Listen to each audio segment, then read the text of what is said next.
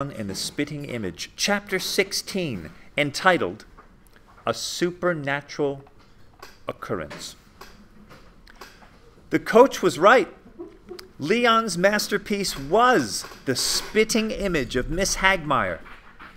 Everything on the doll matched perfectly.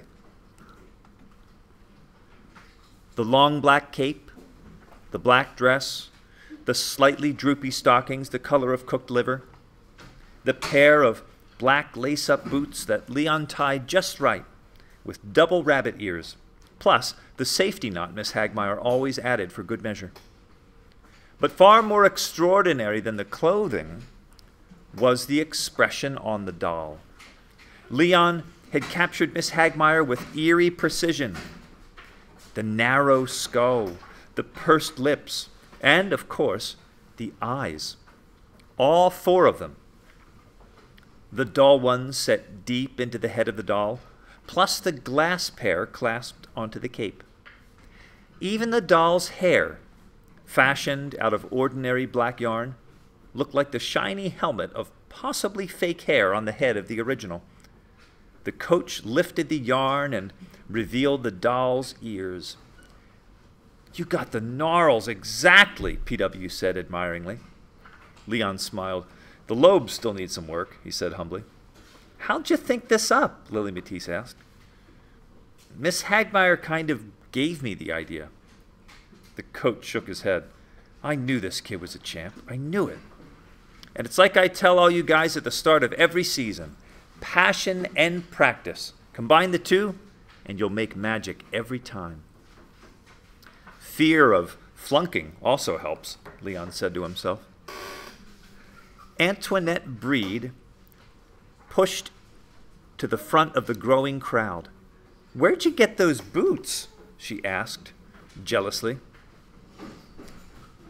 "My friend Maria found them for me. There was a doll convention across the street from my building." "She get you the hair, too?"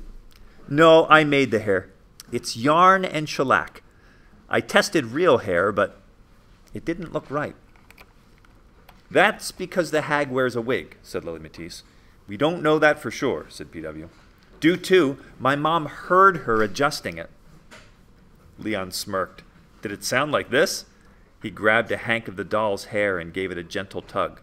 "Scritch!" "Velcro!" cried Lily Matisse. "Pretty slick," PW admitted, "but it still doesn't prove that the hag's hair is fake." After the bell rang and the crowd around Leon began to thin, Lumpkin approached him. "Hey, Leon. Sorry for being such a spoiled sport." "No problem," Leon replied suspiciously. It was the first time he could recall Lumpkin using his actual name. "Here, you'd better take this." Lumpkin handed Leon the smashed pastry box. "I found it near the water fountain." Thanks." Leon eyed Lily Matisse and PW. Understanding his cue, they headed off to find the coach, who was rounding up rhinos at the far end of the gym. "Can I see this dolly everyone's so wild about?" Lumpkin asked. Leon froze. Now he knew something was up. "I don't think there's enough time." Lumpkin yanked the animile out of Leon's hands and raced off. "Hey, give that back!" Leon yelled, running after him. Lumpkin scrambled up to the top of the bleachers. When Leon confronted him, he was all set to toss the doll into the rafters. "Stop!" Leon cried. Lumpkin paused to draw out the agony, and that's when he noticed the coach's pickle jar resting a few feet away. "Well, well," he said as he reached for the jar. "No!" Leon screamed. Lumpkin tucked the doll between his knees and unscrewed the jar lid. Leon made a heroic lunge for the masterpiece, but Lumpkin scooted out of the way just in time. Leon took a nasty tumble. His foot went through a gap in the bleachers and his ankle got twisted. That, in addition to the already scraped elbows and knees. Wounded and helpless, Leon repeated his plea. "Stop, please." Lumpkin smiled maliciously. Then, With terrifying calm, he tipped the jar and dribbled some of the tarry brown teacher's spit directly onto the masterpiece. "Poor Sir Pantyhose," he said. "His masterpiece is all stained. Now he won't be able to hand it in." "Give it back," Leon cried. "Sorry, no can do. You know what the hag says about everything having its place." Lumpkin drew back his arm like a spear thrower. "Say goodbye to your—" Thwomp! A dodgeball smacked against the wall. "Lumpkin!" Coach Casperitis hollered from across the gym. He was flanked by PW and Lily Matisse. "You've got to the count of 3 to give Leon back his whatchamacallit. And if you don't, son, you're going to find out painfully how I made the All-Star team 2 years running." Lumpkin glowered at Leon, and then grudgingly relinquished the doll. Leon grabbed it and limped out of the gym. By the time dismissal rolled around, Leon's ankle was throbbing.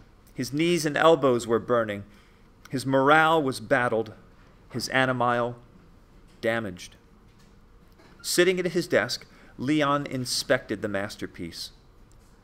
Spit had soaked through the cape and the dress, penetrating deep into the doll's pantyhose stuffed core. One might think that the black cloth would have hidden the stain, but it didn't. A horrible blotch discolored a large expanse of the torso. Lumpkin was right. There was no way the doll could be submitted in its current condition. Maybe Maria can help, Leon told himself. She had all those special cleansers back in housekeeping. Her poop-be-gone had worked miracles after a cheetah had an accident near the key rack. Maybe the stuff removed teacher's spit too. It's worth a try, Leon concluded. In the meantime, he did what he could to limit permanent damage. Not wanting to touch the spit directly, he rubbed the tarry blemish with the hand of the doll, failing to realize that his intervention would only spread the stain more. As Leon brushed, the doll gave off a slight warmth. Then, for the briefest moment, a tiny sparkle of light seemed to enter the doll's dull eyes. Leon stopped rubbing. Giggles spread through the room. At first, Leon thought he'd been caught cleaning the doll, but to his considerable relief, Miss Hagmaier hadn't heard him, and none of his classmates were looking toward the back of the room. He returned his attention to the stain, but as soon as he did, more laughter erupted. He looked up and saw Miss Hagmaier acting very oddly, even by her standards. She was stony-faced, as if in a trance, yet she appeared to be strumming an imaginary guitar. Her gestures so startled Leon that he again stopped rubbing the stain. And the moment he did, Miss Hagmaier stopped flailing her arm and regained her normal expression. It was as if Masterpiece and Master were playing a game of Simon Says. No way, Leon told himself. Not possible. Definitely not possible. He decided to run a test. Leon says, "Lift your arms," Leon whispered to himself as he raised the arms of the doll. He watched and waited. Within seconds, Miss Hagmaier was lifting her arms. "Leon says, lower your arms," Leon murmured, releasing the arms of the doll. After a brief pause, Miss Hagmaier flopped her arms to her sides.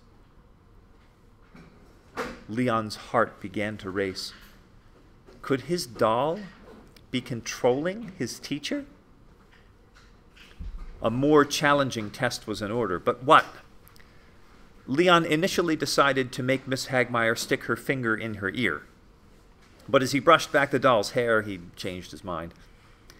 Here was a unique opportunity to resolve a dispute that had been lingering since the very first day of school. Though getting the right hold proved tricky, Leon eventually managed to curl the tiny fingers of the masterpiece around its black yarn wig. He did his good luck squinch and cluck, then gave the wig a quick, firm tug. A faint, scratchy sound of Velcro could be heard at the back of the room. Scritch. Leon watched his teacher closely. For a moment, he was concerned she might have heard the scratchy noise coming from his desk. But her hypnotic gaze quickly told him she had other things going on inside her head. And above it, a second sound, exactly like the first, only much, much louder, suddenly erupted at the front of the room. Scritch! An eerie silence filled the room. Everyone was shocked by the sight of Miss Hagmeyer's exposed scalp. With its sparse outcroppings of snow-white hair and the 3 strips of patented adhesive glued down in a perfect row. Leon immediately let go of the doll, and once he did, Miss Hagmeyer awoke from her trance. Seeing her wig in her hand, she instantly turned the color of a red marking pencil. "Class dismissed!" she yelled, fleeing from the room as her students began to squeal. Chapter 17 is called Important News, and it is to that chapter that we shall turn when we continue reading next time.